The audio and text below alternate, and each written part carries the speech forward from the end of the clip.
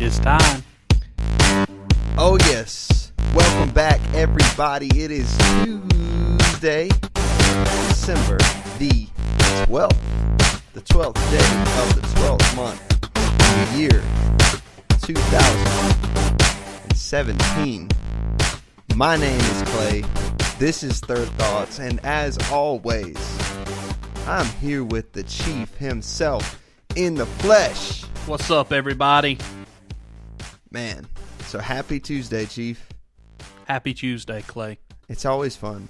Yeah, you know what's the best part of today? What's the best part today? I walked into the office. Yeah. And you were dressed like me.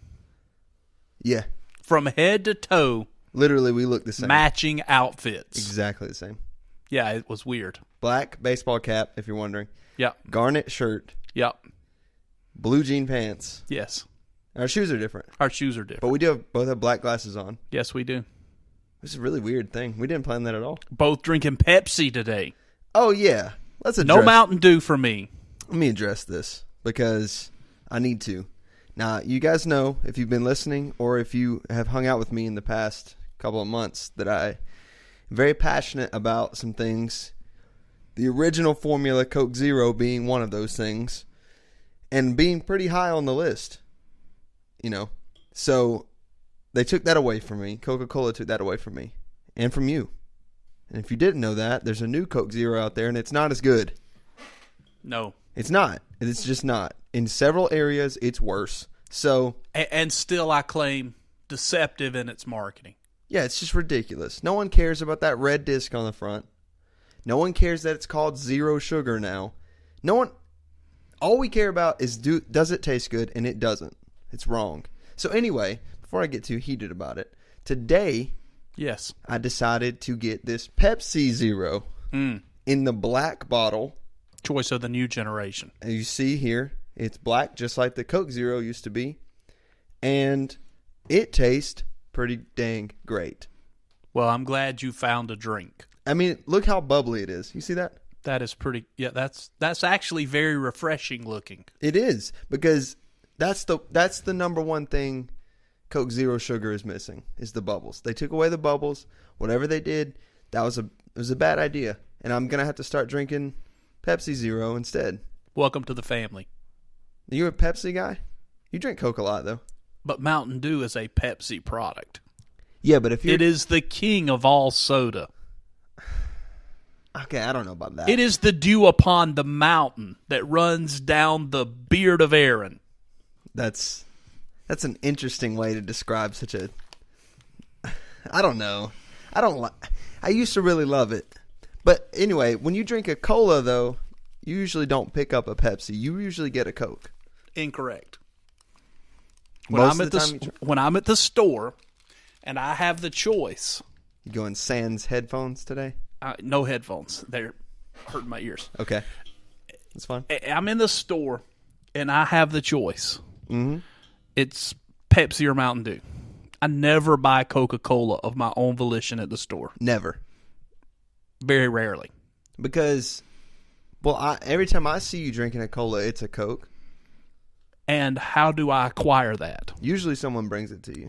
Have you ever seen me walk in the door with a Coca-Cola? I don't know. No. Wrong. Are you sure? Now, I'm forced to drink it also at fast food restaurants. Forced? Because they don't have the option of Pepsi. So if let's say that weirdly some restaurant has both. I'm picking Pepsi. Every time? Every time. Wow. Well, yeah. There you go. So found out something new about me today, Clay. Yeah, I did. Because I just guess I never think about it because you're always, here at the office there's always regular Coke and I don't partake, but you always do. But listen, everybody, if you're still here after that conversation, you must really love us and you must really love Third Thoughts. So, or you really are passionate about soda the way we are. Yes. But listen, you can find us on social as always with at Third Podcast. The email is thirdpodcast@gmail.com. Patreon page, patreon.com/ you guessed it, Third Podcast. We are on Spreaker. We're on iTunes, Apple Podcasts. We're on Google Play now. We're on iHeart.com, iHeartRadio. Yes. Check it out. We're on Love iHeartRadio. YouTube. We're on all those places. So if you're looking for us, we're out there. You can't miss it. We're on iHeartRadio because I heart our audience. Wow. There it is. The bleeding heart of the Chief beats for you, audience. Before we lose our entire viewership, we should probably jump into the content of the show today. But see, I just don't want to rush it. I don't like to, no rushing. Okay, so we won't rush jumping into actual news information. So I'm going to share. What are you going to share? The Geminid meteor shower. Chiefs Corner, straight out of the gate. Here it is. Yes. It is. It's this week, and it's going to begin. And listen to this. You should look up into the sky, and you can see as many as 120 meteors per hour shoot across the night sky. So we're talking 2 meteors per minute. Yes. Every hour. Every 30 seconds, a meteor shooting across the sky. Wow. I'm just into those kind of things. You really do. You like that kind of stuff. Yeah. You were big on the eclipse when that happened? I would have been, but the eclipse didn't happen where I was. Oh, you were in California. I was in SoCal, so yeah. That's right. No eclipse in SoCal. I was out here in the parking lot, just laying on the ground. The best part of that is, dear audience, is that Chief just spewed Pepsi all over himself for some reason. That was funny, just the image of you laying in the parking lot. I was. I had my eclipse glasses are here somewhere. I had them on. I was just laid down in the parking lot. It was great. Wow. Okay. It was an interesting experience, but you're right. Let's jump right into it. Yeah, let's go. We can't jump right into it at this point. 7 minutes in, I want to jump right into it. Yeah. Oh Lord, what have I done? Okay. The Pope said something funny. Yes. Imagine that. Yeah, he said something really funny today. Or was it today? I don't remember if it was today or not. Tell me what he said, and I'll tell you if it was today or not. He said he was talking about Twitter because let me just read it to you. So, yeah, it was today. It was today at 7:30 this morning. Pope says on his Twitter, @Pontifex, he says, "Thank you for following @Pontifex, which turns 5 years old today. May social media always be spaces that are rich in humanity." Rich in humanity. What does that mean?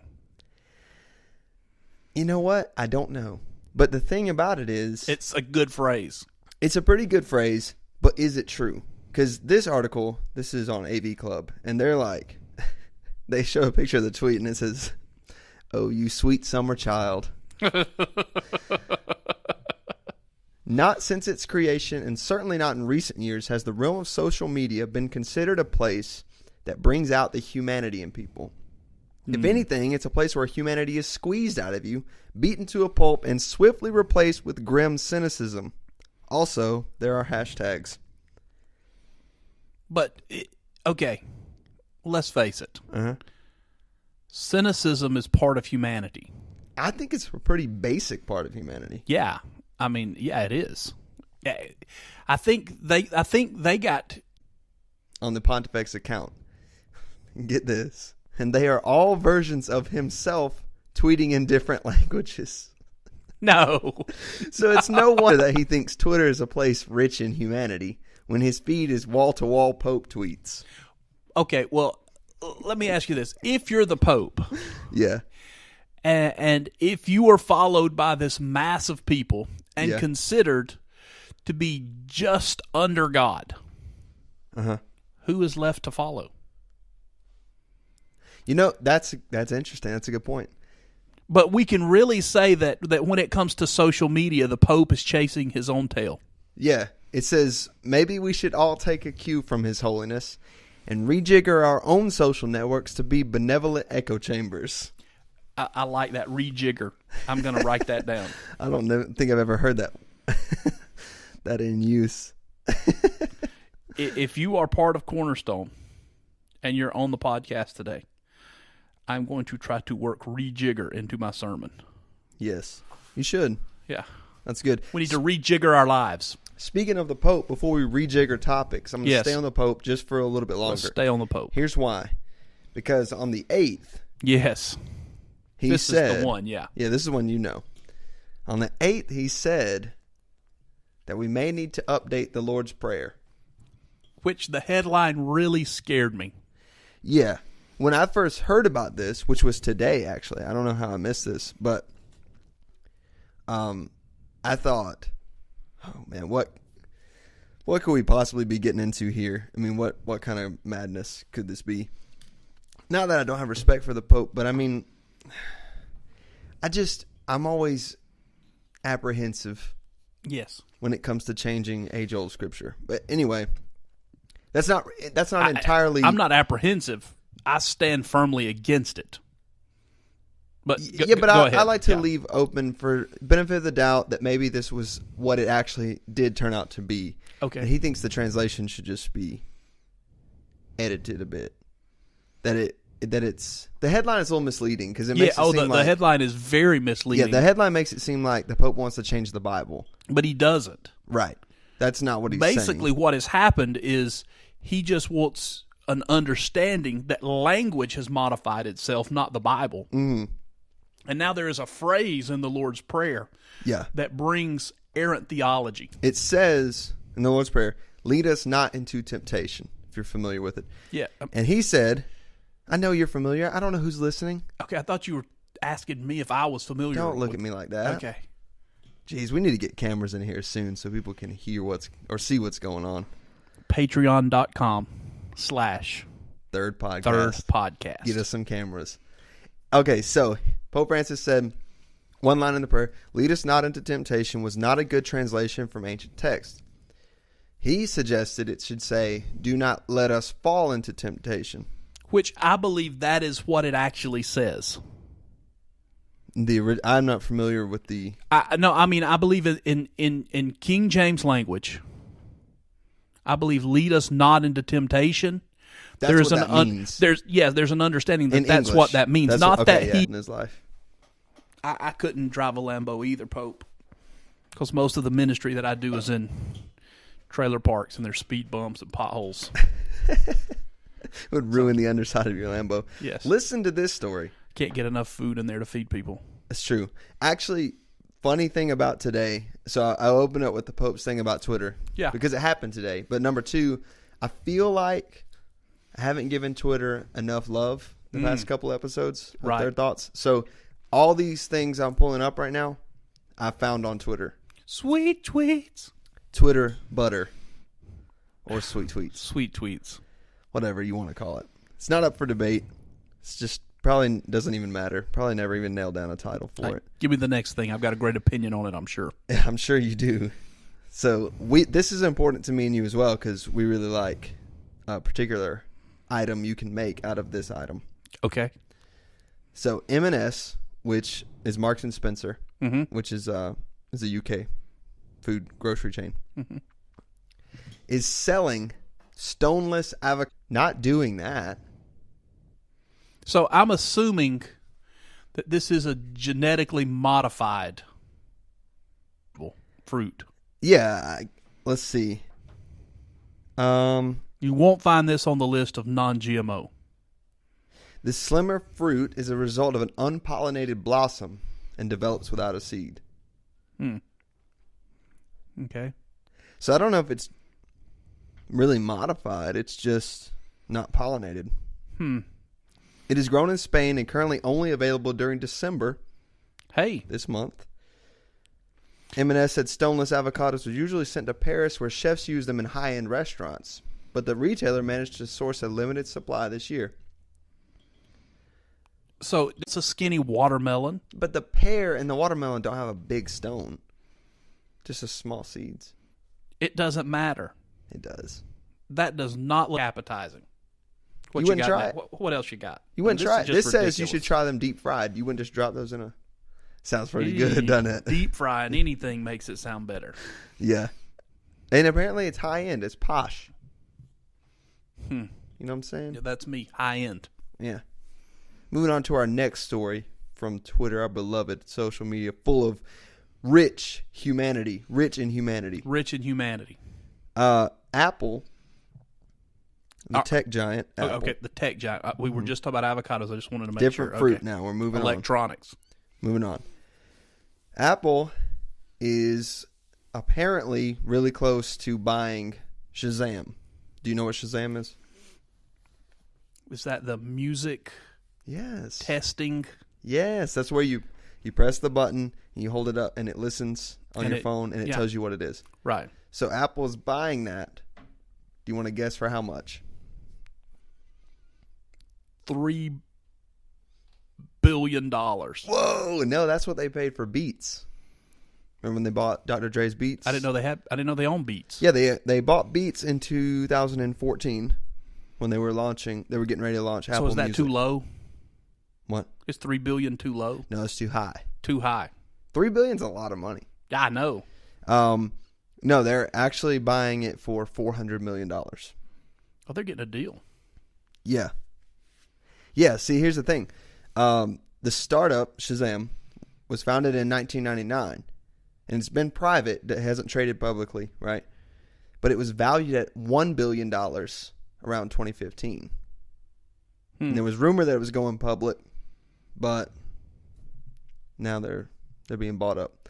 Yeah. This brings up something. I think what Apple should really investigate is being able to buy the rights to songs, so that if you have an Apple product and you have a podcast, that you can use portions of any Imagine Dragon song as the roll-in for your podcast. Any of them? Any of them. If you had to pick one, which one would it be? I don't know, maybe Thunder. You and everybody at ESPN. Yes. Imagine Dragons is really great live, too. If you have a chance to go see him, you should. Yeah, but speaking of mergers, though. So the other recent merger that was in the news was AT&T trying to buy Time Warner. Yes. Right? And the Department of Justice was like, yo, you can't do that unless you sell CNN. Right. So, did we talk about that? No. Let's talk about it. What do you think? Because it touches on news networks. So your choices are CNN, Fox, MSNBC, NBC. Yeah. C-SPAN. C-SPAN? I mean, do they even cover America? Yeah, they do, but it's like, I don't know. It's just boring. boring. Yeah, it's just terrible. Terrible But TV. yeah, I mean, here's the thing. We don't know what's really happening in the world. We don't. It may be flat. We don't know. Kyrie may be that pot. Kyrie may be right. Mergers. Here's the thing. Business is business. There it is. If you're big enough to buy your competitor, the government should not be able to tell you can't buy your competitor. I guess I'm trying to think from the consumer's side of it. I agree that that's government overreach. Yes. But also, okay, so you're about to tread into a land in which I'm passionate about, I think. That's good though. What you're about to say is, from the consumer standpoint, cannot break into the industry because of the immense government regulations that are placed on them. I should be able, if Clay owns chickens and he wants to grow and slaughter chickens, and I want to buy chickens from Clay to eat in my home, I should be able to do that without either one of us breaking a law, and I can't do that. So explain that a little bit for the listener, though. I don't know that. Okay, we've talked about this before, so sure. Break it down. Okay, a little more. Basically, what the law says is that if you're going to sell and transport meat, we're just gonna stay with meat. We're not gonna go into veg or any of that stuff. Veg. Yeah, meat and veg. We're just gonna talk about. Someone cannot go grow. They can't just go and grow poultry in their backyard. Right. And then put it on Facebook and say, okay, I've got some chickens for sale. Anybody that wants... Not at the office. So you need internet at home, right?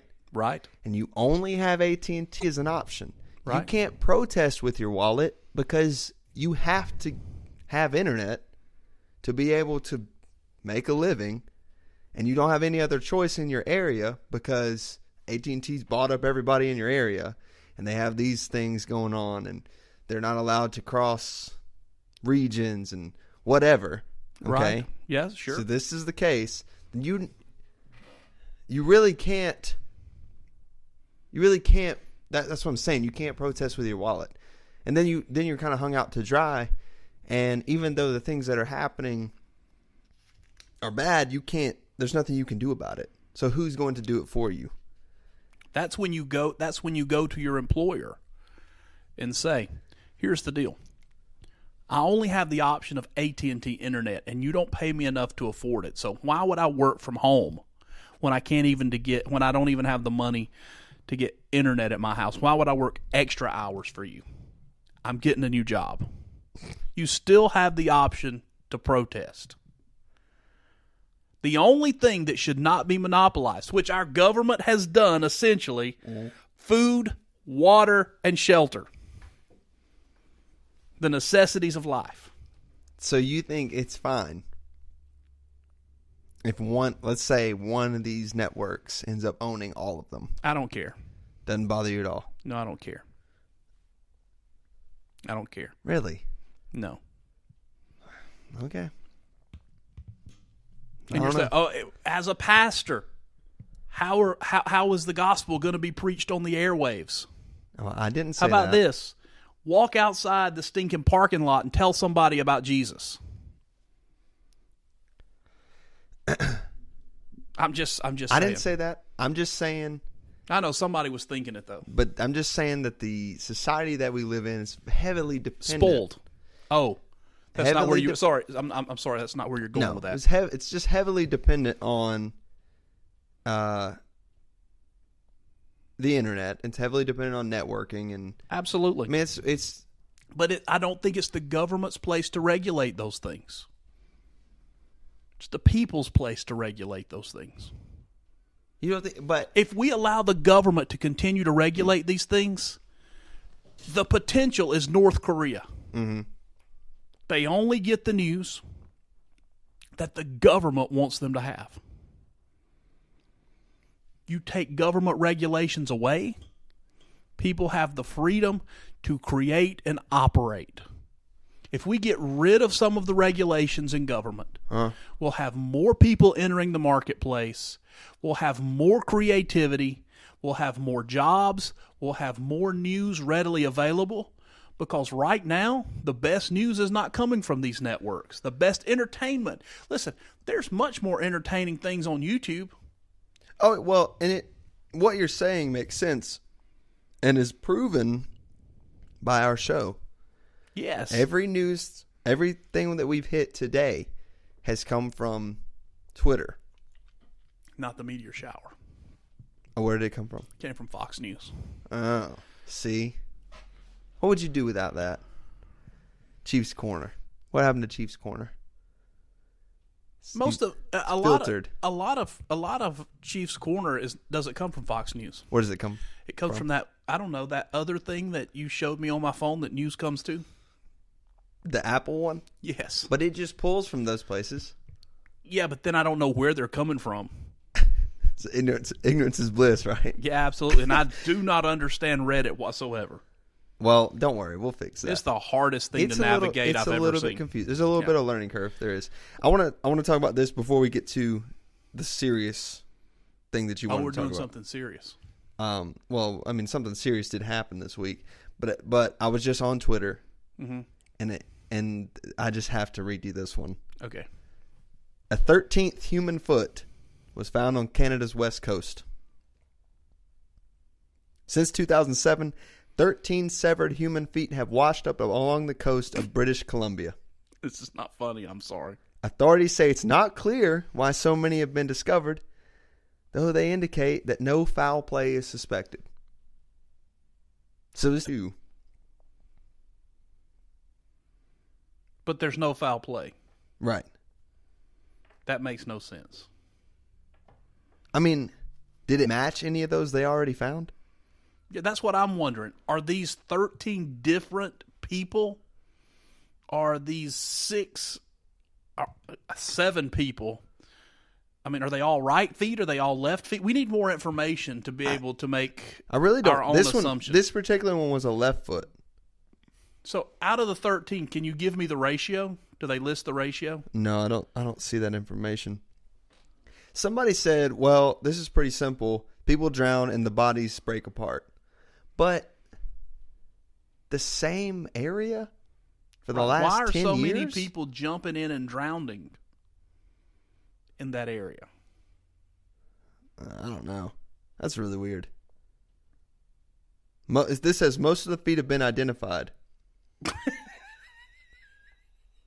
As feet? I don't know. I don't even know who this is.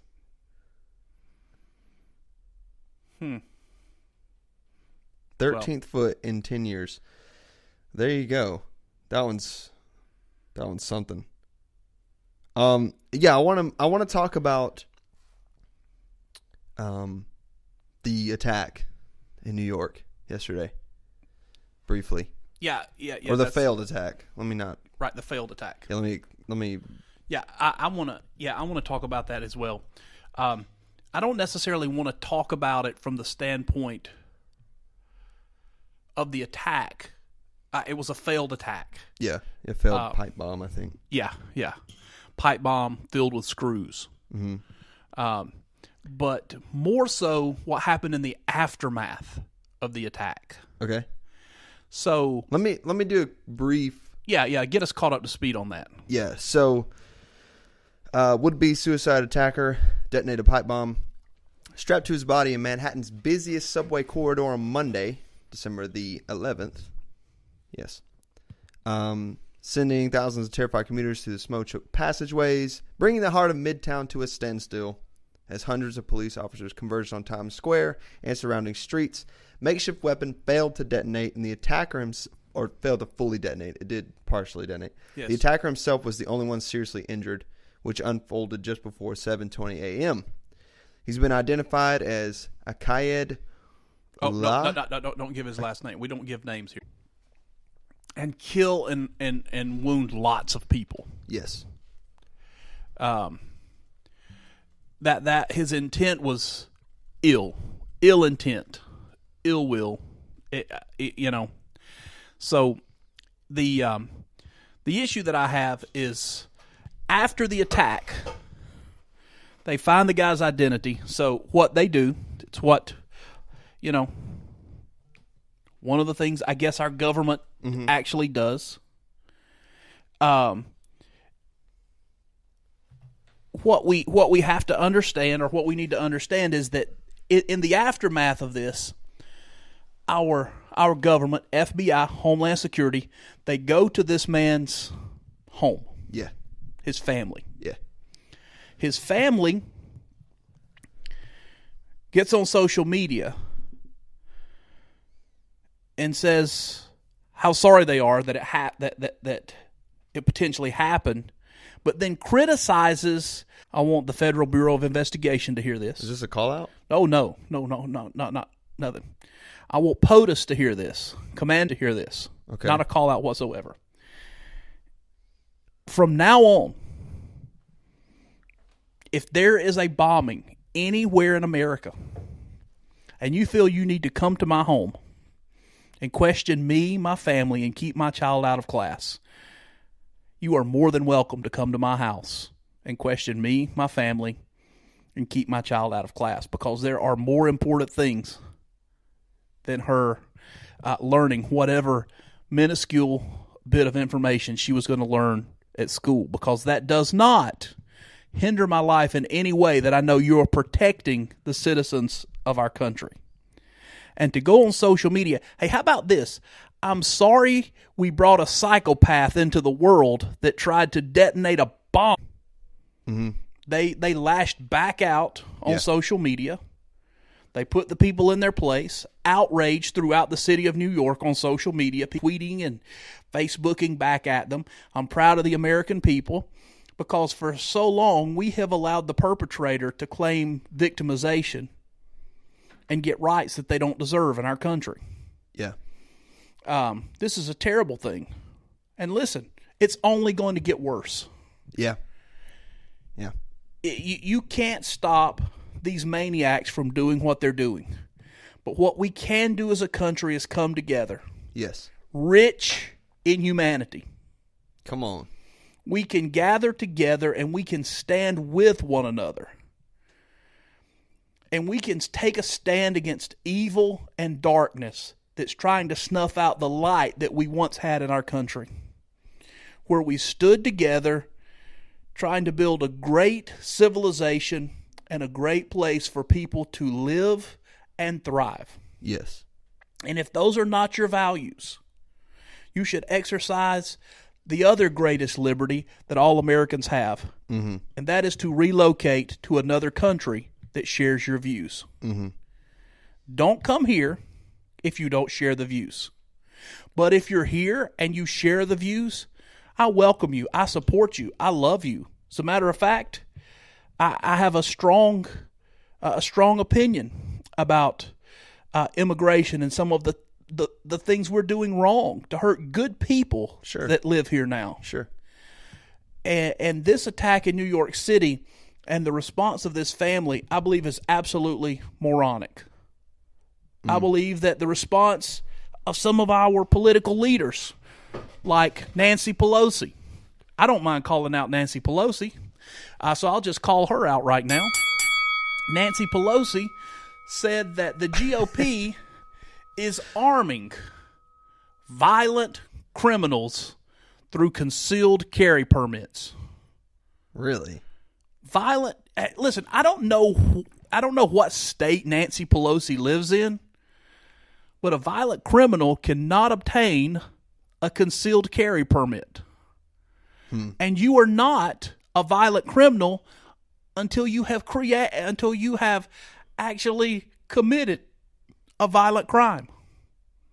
Right. So they're not arming violent criminals. As a matter of fact, what we're doing is we're putting resources in the hands of Americans to stop the violence. Let's talk about the new legislation, the gun control or the Concealed Carry Reciprocity Act. Okay. That allows, if you have a carry permit in a state, you're now permitted to carry that. Not now that this is the legislation, you will be permitted to carry that gun in any state you go to. Right. Yeah. So it carries over. It carries over. Yeah. So that means those states where there is very harsh, strict laws, I can carry a weapon in those states. Yes. I think that's important. I think it's very important. Now, if you want to heavily legislate gun control in your state, that is a state right. But I don't live in your state. I'm passing through your state. I should be able to carry my gun. I'm just saying. I don't live in your state. So don't oppress me while I'm coming through your state. Lives will be saved as a result. Lives will be saved when people exercise their Second Amendment right. Yeah. So that's all I got to say about that, Clay. That's good. Yeah. That's good. Although, just really, I feel for the people in New York. I know that later that day. Oh, I didn't get to that part. Yeah, I'm so sorry for the people of New York City. Yeah, I hate that these things keep happening. Now, I love New York, and I hate that it keeps happening in these places. Obviously, the more populated places are huge targets, and if you're a criminal, if you're a terrorist, it just makes the most sense to go where there are the most people. So we have to continue to pray and continue to cover those places in prayer and do what we can to help. But the thing about New York is there are so many people gathered together all the time. Right. Well, in that article, like in Atlanta, Atlanta's a huge city, major metropolitan area. Yeah, it's pretty big. But you can't do the damage with a bomb in Atlanta that you can in New York. Right. That you can in London. Oh yeah. You can't do that damage in Los Angeles. Mm-hmm. Yeah, it's the way it's built, the way it's packed in. Absolutely. And this says at the end of this article that by Monday afternoon, the city was busy forgetting. On 42nd Street, tourists strolled unperturbed or hurried into the reopened bus depot to catch their rides. That, it's cool that New Yorkers bounce back. It's cool that Londoners bounce. It's cool. That's rich in humanity to me. Yes. Is when you see people bounce back and they're undeterred, even though this thing was supposed to cause terror, they still bounce back and resume their normal lives and continue to live and thrive. And I'm thankful that it didn't go off completely. That could have been a real mess. Oh, yeah. Had that thing actually exploded. But I just want you to think of, I know that irony is not a word you should use here. Well, okay. How ironic it is that the guy was so bad at building bombs that when his bomb went off, the only person that was hurt was him. Right. And he didn't even get to die and go to paradise.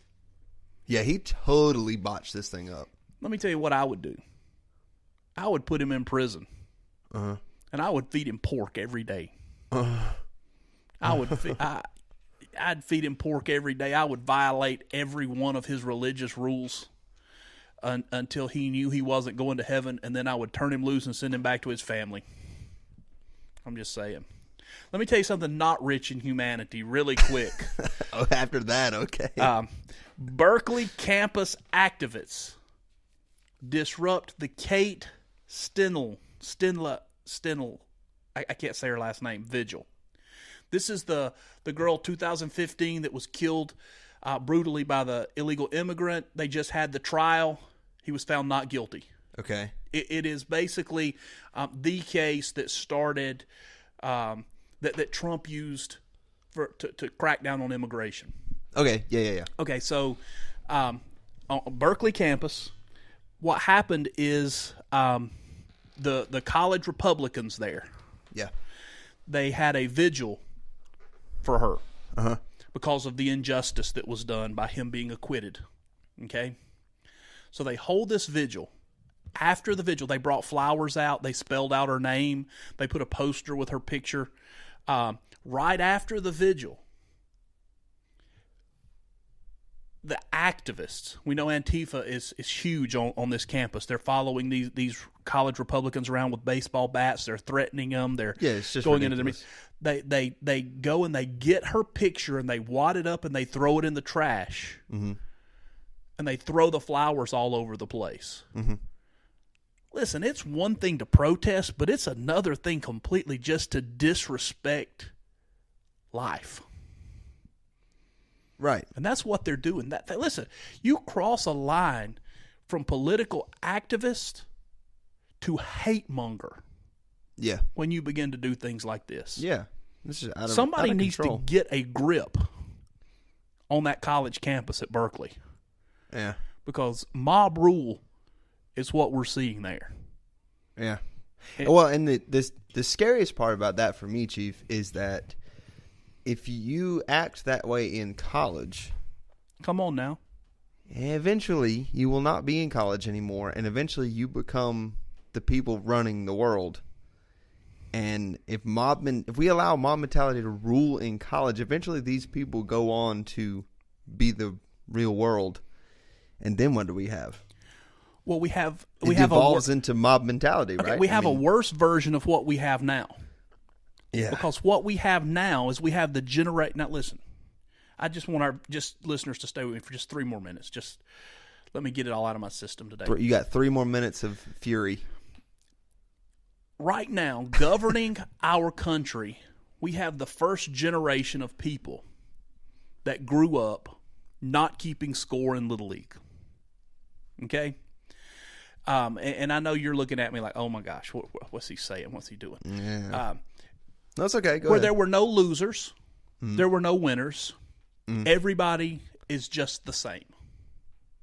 So now we have people in power that try to act as if there are no winners and losers, that there should be redistribution of wealth, that we should tax the haves to give to the have-nots, And I'm not talking about people that can't make it. I'm talking about lazy people that don't want to have a job. That they bring another child into the world so that they can get a raise on their government check. Yeah, so just to be clear, you're not talking about people who are in legit hardship. No. People who create that to continue to absolutely not feed off the government. I'm talking about people that use the system. Yeah, abuse the system. Abuse the system. Not use it, but abuse it. Abuse the system, Yeah. yes. And use, I mean a user. Yeah. If I use the word use. Sure. So abuse the system. Clarification. Okay, now let me just think. If I go and I kidnap someone and I sell that person for financial gain, that's human trafficking, correct? Correct. Absolutely. But in the current system that we live in, redistribution of wealth, everyone is equal, there are no winners, there are no losers. I can have a child for financial gain and mistreat that child and neglect that child, and that's not human trafficking.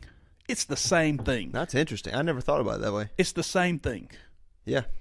But now what we have is we're having some of these people grow up. Yeah. Their parents were brought up in the system of no winners and no losers. Mm-hmm. Now some of these guys are looking around and they're thinking, that's junk. I'm losing.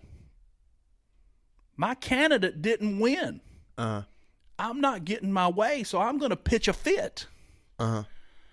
And instead of pitching a fit and their parents wearing their tail out, they're carrying baseball bats on college campuses and they're bashing people that have a different view. Yeah. That's what's about to lead our country. And that's the point I was trying to get at. Is that? Oh, I know that's what you were trying to get at. Eventually this spreads from Berkeley to the entire nation. It's already in the entire nation. It's just very public at Berkeley. Mm. But it's across our nation. I've never seen more hate and more divisiveness ever in our country. It could not have been this bad during the Civil War. You don't think? No. See, I'm one of those that I like to look back and think, well, is now really any worse than then? Because there are lots of bad things we can look back on. Yeah, now is worse than then. You think now is worse than ever? I think now is worse than ever in our country. Ever. Okay. We still have immense racism. Uh-huh. Yeah. Oh, yeah. For and sure. now it's not, but now the division is not just divided amongst race. Mm-hmm. And it used to be white and black. Now it's white, black, Hispanic, Asian. Those divisions are happening. Yeah. Okay? It's divided over gender lines. Yeah. Feminism. And listen, I'm not against women. That's not what I'm saying. But the militant feminist movement that is anti-men and vice versa. Yeah. All the sexual harassment that says that men are against women. There's a dividing line there. Yeah. Then there's over sexual identity. There's all of these dividing lines that weren't there then, but not only are they there, but they're hostile lines. Mm-hmm. They're hostile dividing lines. Mm-hmm. And now we still have the same economic battles. We have the rich versus the poor, and the middle class is getting closer to the lower class and farther from the upper class. Yeah. Yeah, it's worse now than it's ever been. And listen, here's the scary thing. We're poised right on the precipice of someone leading us in the wrong direction. Mm-hmm. And we follow them and we turn into all of those things that we have read about and we studied about in history that are so deplorable and despicable. But I believe we're also on the precipice that we could follow someone in the right direction and be more than we ever have. If we could find someone to lead us through into the healing over these dividing lines. Yeah. I think, this is, it's just to echo what you're saying. I think these crisis moments are when you really get to decide, do we plunge into the abyss or do we rise from the ashes? And I think a crisis is, there's never a better time for greatness to happen, just as there's a great risk for something bad to happen. I try not to be real spiritual on this podcast. Uh-huh. But I believe that when we when we really begin to look at Scripture, the Bible says that the earth was without form and void. Literally, it's the word chaos there. Yeah. The world was in chaos. Yeah. That it was in chaos where God created. Mm-hmm. God uses chaos as his canvas for creativity. Mm. And we're in chaos right now. Yes. And if we would come together, pray like we've never prayed, speak faith like we've never spoken, if we could come together and love like we've never loved, we could see God create a beautiful masterpiece on the canvas of chaos that we now call America. Yeah. And I'm looking forward to seeing that. And not just America, but the world. The world. Yeah, I mean, absolutely. You see the ripple effect of the things that happen here, and, both good and bad. And lately, it's just been bad. Even down to things as small as going back to our original theme today of Twitter. If Donald Trump tweets something, it becomes a headline. I mean, you see the influence of America all across.